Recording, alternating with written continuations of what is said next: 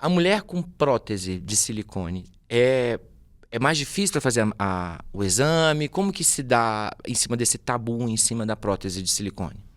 Existem vários mitos, né, que a gente Muitos. vê na mastologia. Um deles é de que a mulher que tem prótese não pode fazer mamografia. Isso não procede. Na verdade, é seguro realizar a mamografia com prótese. Inclusive, a gente faz incidências adicionais para aquela paciente que tem prótese.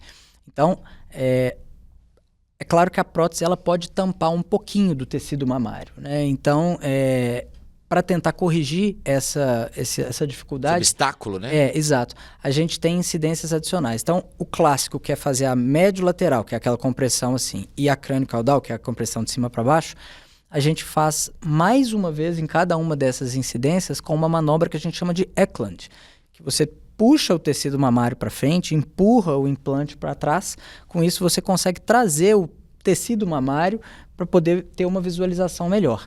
Então, a mulher que tem prótese pode e deve sim fazer a sua mamografia. É ficar mais atenta por ter prótese ou isso não interfere?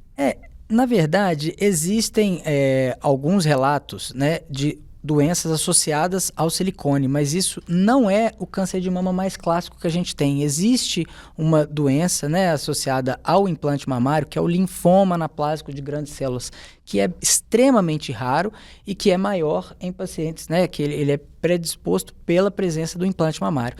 Mas ele tem uma apresentação muito diferente do câncer de mama tradicional. Ele se dá principalmente por um acúmulo de líquido em volta da prótese, né, que surge no momento mais tardio. Então, a paciente consegue perceber uma alteração muito clara. Essas pacientes não têm muita dúvida. Uma mama fica muito maior do que a outra, ela costuma procurar ajuda chama atenção. Ela costuma procurar ajuda médica de forma relativamente rápida. Então, eu não quero falar que não tem nenhuma associação aqui, porque depois as pessoas, hoje em dia, todo mundo pesquisa na internet e vê que existe. Então, existe sim, mas é um caso muito atípico, muito separado do que a gente está fazendo de forma clássica, que é o rastreamento do câncer de mama. Então, para quem tem implante mamário, faça sua mamografia conforme preconizado pela sua faixa etária e de acordo com o que o seu médico te orientou. Siga se cuidando. E no caso dos homens, existe algum tipo de orientação? No caso a incidência é muito menor, né? Nos homens é muito menor, né? Dependendo da literatura, fala que é 1% só dos casos de câncer de mama que são nos homens. Na minha experiência, eu acho que até um pouco menos, né? Eu tive 3 pacientes só do sexo masculino até hoje. Então, é realmente uma incidência muito baixa. E aí, para os homens, não há um rastreamento preconizado. Então, igual a gente fala para as mulheres, né? A partir dos 40 anos, fazer a mamografia uma vez por ano, a gente não tem essa recomendação formal para os pacientes do sexo masculino. Então, muitas das vezes, a gente acaba fazendo diagnóstico quando surgem os sintomas mesmo. E eu acho que, se me permitir fazer um parêntese, um tópico que também tem ganhado cada vez mais relevância é o da população trans, porque a gente fala das mulheres e dos homens, né? Então nós estamos falando do rastreamento para mulher cis e para homem cis, que a gente já falou. Mas para a população trans, a gente sabe que, na verdade, o risco para o câncer de mama ele fica, de certa forma, intermediário ao risco da mulher cis e do homem cis. Então, para mulheres trans que fazem uso de reposição hormonal e que, portanto, tiveram um desenvolvimento do tecido mamário, elas também devem fazer o rastreamento.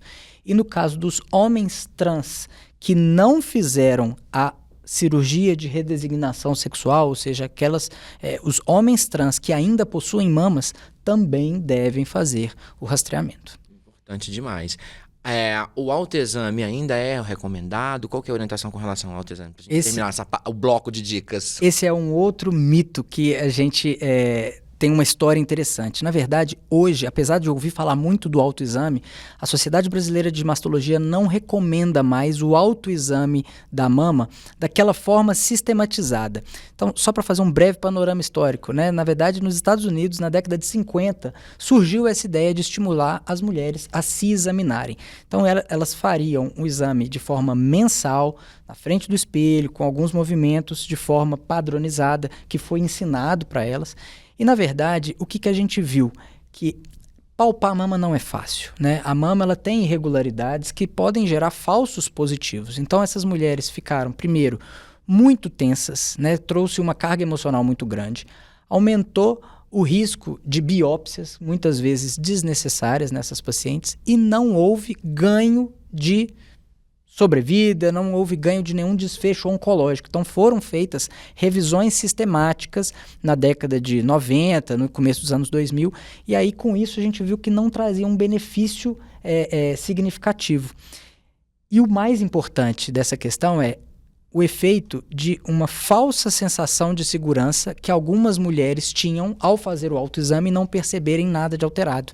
E aí muitas delas deixavam de fazer a mamografia, que essa sim tem a possibilidade de salvar vidas e fazer um diagnóstico muito mais precoce. Então, houve, de alguns anos para cá, uma mudança do termo.